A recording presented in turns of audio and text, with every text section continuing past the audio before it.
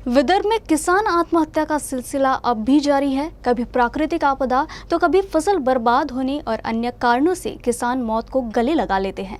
चिंता वाली बात यह है कि अकोला में अलग अलग कारणों से बीते 11 महीने में 128 किसानों ने खुदकुशी की है। विदर्भ में किसानों के आत्महत्या के आंकड़े साल दर साल बढ़ते ही जा रहे हैं।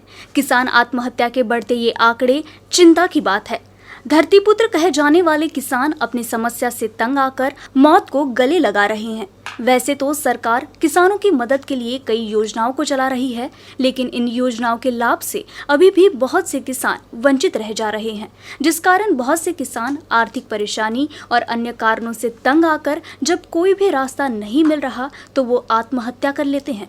अकोला जिला भी किसान आत्महत्या से अछूता नहीं रहा है। कभी मौसम की बेरुखी तो कभी अच्छी पैदावार नहीं होने और कभी कर्ज की रकम नहीं चुका पाने की चिंता किसान आत्महत्या का मुख्य कारण बना है। अकोला जिले में पिछले 11 महीनों में करीब 128 किसानों ने अपनी जीवन यात्रा समाप्त करने का कठोर निर्णय लिया, जबकि पिछले साल 2020 में 155 किसानों ने खुदकुशी की थी। एक रिपोर्ट के अनुसार अकोला जिले में जनवरी से मौजूदा समय तक कुल 128 किसानों में से सिर्फ 68 किसान के परिवार ही सरकारी योजना के तहत आर्थिक सहायता के पात्र है, जबकि अन्य किसानों के परिवार को सरकारी योजना का लाभ भी नहीं मिल सकेगा। किसान आत्महत्या के बढ़ते आंकड़े पर प्रशासन ने भी चिंता जताई है। एकूण 128 शेतकऱ्यांची आत्महत्या झाल्याचे अहवाल जिल्हाधिकारी कार्यालयात प्राप्त झालेले आहेत। यामध्ये सर्व तहसीलदार आणि तालुकास्तरीय टीम याची तपासणी करून ते प्रस्ताव जिल्हाधिकारी कार्यालयामध्ये सादर करतात। त्या अनुषंगाने विविध वेळा मीटिंग घेतो। त्यापैकी 68 पात्र शेतकऱ्यांना आपण मदत त्या ठिकाणी केलेली आहे। 11 त्या ठिकाणी अपात्र आहेत आणि इतर जे प्रकरण आहेत ते फेर चौकशीमध्ये आहेत आणि काही प्राथमिक चौकशीमध्ये आहेत। त्यांच्याकडून ते अहवाल आल्यानंतर त्यांना सुद्धा नियमानुसार मदत देण्याची कारवाई त्या ठिकाणी करण्यात येणार आहे। मागील वर्षी 2020 मध्ये एकूण 155 शेतकऱ्यांची आत्महत्येची प्रकरणं निदर्शनास आली।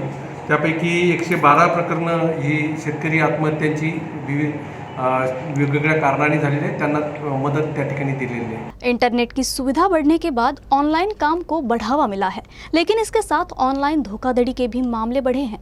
बुल्ढाना में 3 लोगों के बैंक खाते से राज्य के अलग अलग हिस्सों में पैसे निकाले जाने का मामला सामने आया है। बैंक खाता धारकों द्वारा शिकायत दर्ज कराए जाने के बाद पुलिस मामले की जांच पड़ताल में जुट गई है। इंटरनेट कई तरह से हमारे लिए उपयोगी है। नई जानकारी हो या दूर दराज के लोगों से संपर्क करना या ऑनलाइन कारोबार, हर तरह से इंटरनेट हमारे काम आता है। लेकिन कई बार इस इंटरनेट का गलत इस्तेमाल कर कुछ लोग हमारी मुश्किलें भी बढ़ा देते हैं। सोशल मीडिया पर तो इंटरनेट के गलत इस्तेमाल का मामला आए दिन सामने आता रहता है, लेकिन अब तो ऑनलाइन बैंक धोखाधड़ी का भी मामला बड़ी ही तेजी से बढ़ता जा रहा है। बुल्ढाना में ऐसे ही 3 बैंक खाता धारकों से धोखाधड़ी की बात सामने आई है। बुल्ढाना शहर के स्टेट बैंक ऑफ इंडिया की शाखा में खाता धारक करमाड़ के किसान धारराव, कोलवड़ के नितेश जाधव और एक अन्य शख्स के खाते से पैसे निकाले गए हैं।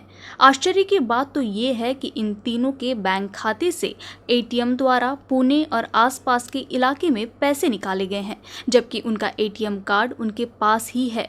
संदेह है कि एटीएम कार्ड का क्लोन तैयार कर पैसे निकाले गए होंगे। फिलहाल इस मामले में शिकायत दर्ज कराई गई है। 2 वेळेस मी विड्रॉल केला।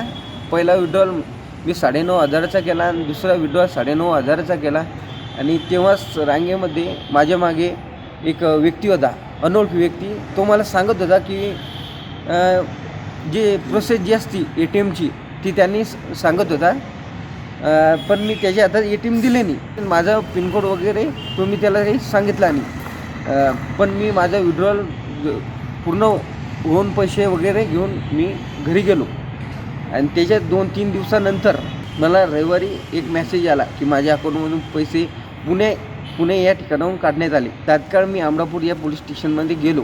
ज्या अकाउंटमधून 10,000 रुपयाचे 2 मेसेज आले, 10,000 रुपये कटले म्हणून असे SMS आले मला। त्याच्यानंतर मी बँक स्टेटमेंट चेक केलं असता मला त्या बँक स्टेटमेंटमध्ये कळालं की आपले जे पैसे काढले ते ATMने काढले, पण ते कोथरूड ATM या ठिकाणाहून काढले असे मला कळाले असता मी लगेच धाव घेतली आणि कस्टमर केअरला त्या दिवशी बँक बंद असताना कस्टमर केअरला फोन करून मी तर आपलं ATM ब्लॉक करण्याचे कळवले असता त्यांनी अगोदरच मला सांगितलं तुमचं ATM हे अगोदरच ब्लॉक केलेलं आहे. माझी नुकसान झाल्याबद्दल मी इथं बुलढाणा शहर पोलीस स्टेशनला तक्रार देण्यासाठी आलेलो आहे. बुल्ढाना जिले में इससे पहले भी इस तरह से बैंक खाता धारकों से धोखाधड़ी की शिकायत सामने आ चुकी है, लेकिन अभी तक आरोपी पकड़े नहीं गए हैं। ऐसे में लोगों को अपनी मेहनत की कमाई बैंक में रखने में भी चिंता सता रही है, क्योंकि कहीं दूर बैठा आरोपी इंटरनेट की मदद से उनके बैंक खाते से पैसे गायब कर रहा है। बुल्ढाना से फहीम देशमुख, UCN न्यूज़। अकोला कृषि उत्पन्न बाजार समिति में सोयाबीन के दाम बढ़े हैं। उच्च गुणवत्ता वाले सोयाबीन को 8,300 रुपये प्रति क्विंटल का भाव मिलने से किसानों ने अपनी उपज को बाजार में लाना शुरू कर दिया है। जानकारों का मानना है कि आने वाले दिनों में सोयाबीन की कीमतें रिकॉर्ड स्तर पर पहुंचेगी। अकोला जिले में इस साल बेमौसम बारिश के कारण फसलों को काफी नुकसान पहुंचा है। इस बारिश के कारण अन्य फसलों के साथ सोयाबीन की गुणवत्ता में भी गिरावट आ गई है। इसके बावजूद किसान भंडारण करने पर ध्यान दे रहे हैं। दिवाली से पहले सोयाबीन की कीमतों में भारी गिरावट आई थी, लेकिन अब बाजारों में तस्वीर बदलती दिखाई दे रही है और सोयाबीन की कीमतों में धीरे धीरे बढ़ोतरी किसानों के लिए राहत ला रही है। मौजूदा समय में बाजार समिति में सोयाबीन की कीमत 8,300 रुपये प्रति क्विंटल है। हालांकि बारिश से प्रभावित सोयाबीन की कीमत 6,500 से 7,000 रुपये है। सोयाबीन की मौजूदा कीमतों को देखते हुए किसान और व्यापारी अनुमान लगा रहे हैं कि आने वाले समय में सोयाबीन के दाम और बढ़ सकते हैं। अकोला नगर निगम अंतर्गत वार्ड का कच्चा मसौदा तैयार किया जा रहा है और इसकी अंतिम तारीख 30 नवंबर है। नगर निगम के अधिकारी वार्ड का कच्चा मसौदा तैयार करने में लगे हुए हैं। वार्ड गठन को लेकर जिज्ञासा की वजह से पार्षद प्रतिदिन अधिकारियों से वार्ड गठन के बारे में पूछताछ कर रहे हैं। राज्य में नगर सेवकों की संख्या बढ़ने से अब शहरों में प्रभागों की संख्या में भी बढ़ोतरी होने वाली है। इसलिए अब 3 सदस्यीय वार्ड संरचना के अनुसार कच्चा मसौदा तैयार करने का काम अब लगभग समाप्त होने पर है, लेकिन वही नए बढ़ते प्रभाग के कारण अधिकारी इस मसौदे में बदलाव कर रहे हैं। अकोला नगर निगम में 91 सदस्य है, जिसके अनुसार 3 सदस्यों को मिलकर एक प्रभाग मिलेगा। ऐसे 30 प्रभागों की नई संरचना करने का निर्णय लिया गया है, लेकिन अकोला के एक प्रभाग में 4 सदस्य रहेंगे, जिसको लेकर नगर पालिका ने अभी तक कोई खुलासा नहीं किया है। नगर निगम नगर रचना विभाग की ओर से गोपनीयता बरती जा रही है। देउलगांव राजा और खामगांव तहसील के किसानों ने 97 एकड़ भूमि पर कुसुम की बुआई की है। इन किसानों को प्रोत्साहन देने के लिए राज्य कृषि सचिव एकनाथ डवले ने निमखेड़ गांव में जाकर मोटरसाइकिल से फसल का निरीक्षण किया और किसानों को कुसुम फसल के बारे में जानकारी दी। कुसुम महाराष्ट्र राज्य में विशेष रूप से रबी के मौसम में ली जाने वाली एक महत्वपूर्ण तिलहन फसल है। तिलहन उत्पादन और प्रसंस्करण उद्योग में उपलब्ध अवसरों को ध्यान में रखते हुए सरकार की खाद्य तेल नीति के अनुसार महात्मा ज्योतिबा फुले अनुसंधान और प्रशिक्षण संस्थान नागपुर के माध्यम से तिलहन उत्पादन और प्रसंस्करण परियोजना रबी 2021 चंद्रपुर, गढ़चिरौली, नागपुर, वर्धा, अमरावती, अकोला, वाशिम और बुल्ढाना जिले में कार्यान्वित की जा रही है।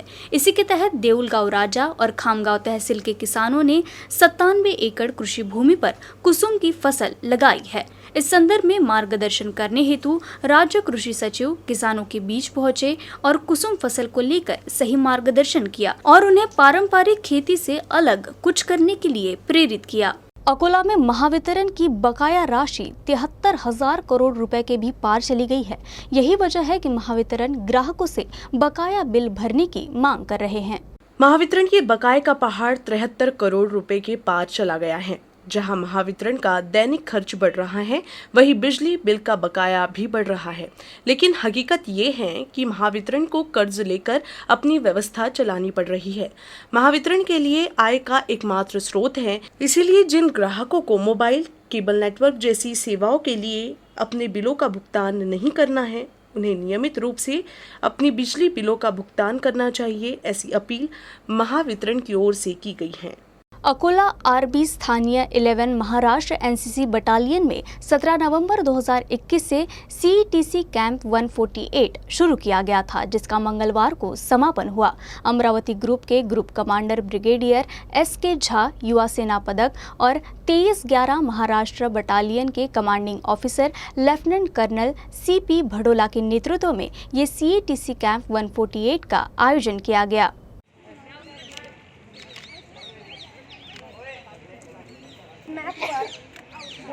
वाला दर्शाया गया है, जो कि 15 से होकर 13 तक बढ़ता हुआ जा रहा है। यहाँ पे रेड कलर में रोड एंड ट्रैक्स दर्शाए गए हैं। रोड BM 339 पॉइंट ऑपरेशन में आने वाले कुछ इम्पोर्टेंट निशान दर्शाए गए हैं। डन। यहाँ पे जितने भी ज़मीनी निशान हैं वो इस मैप के साथ में प्लानिंग फैक्टर में आपने जो प्लान करना है मूवमेंट का, अपना ट्रुप्स का, अपने गाड़ियों का, अपने टैंक्स का,